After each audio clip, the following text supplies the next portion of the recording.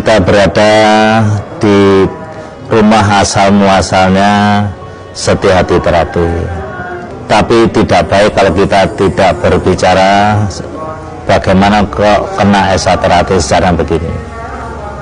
Esa Terapi yang semula bernama Setia-Hati Pendak Skorokot, yang kemudian berubah nama menjadi Setia-Hati Pemuda Skorokot.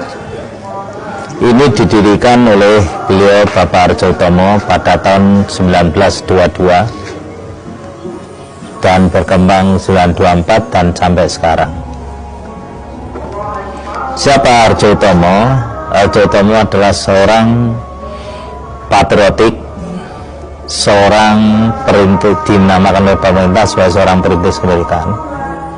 Karena hidupnya beliau di zaman penjajahan, dan beliau ini sangat kuat, sangat katakan getol sekali dalam melawan penjajah Belanda.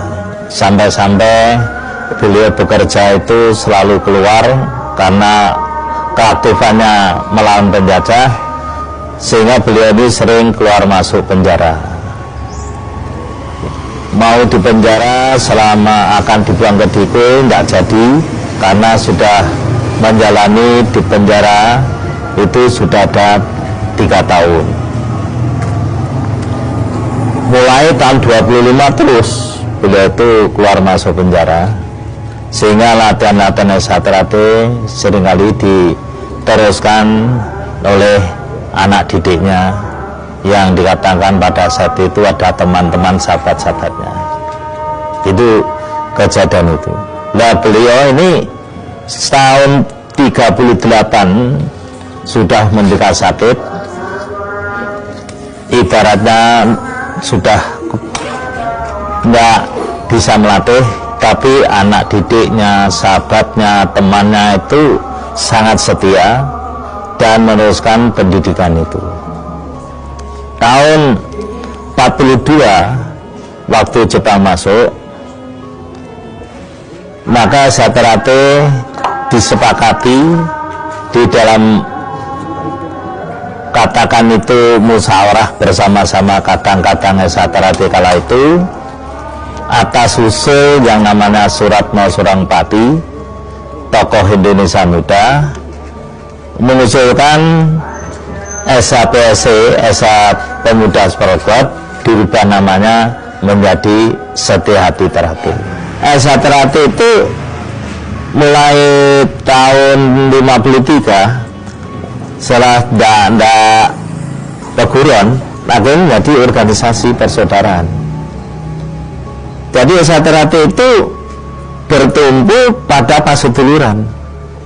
Ini terbukti waktu saya kecil di Surabaya ada Esa Terapi dipimpin oleh Pak Darsono Arjindro. Kemudian di Mojokerto ada Esa Terapi dipimpin Pak Wedono.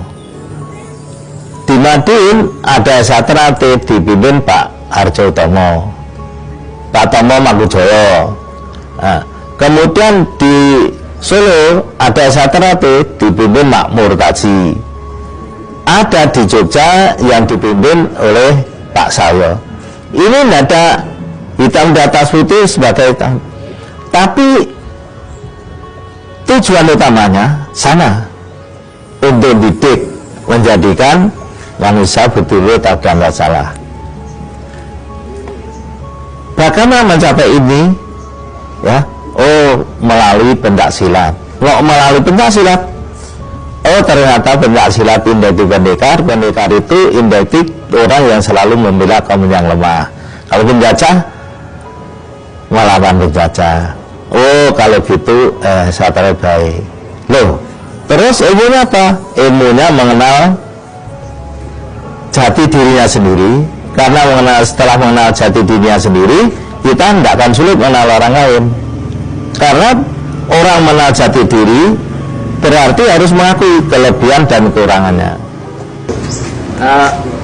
Berarti persaudaraan itu menjadi rangkaian antara Esa Terapi dan cabang.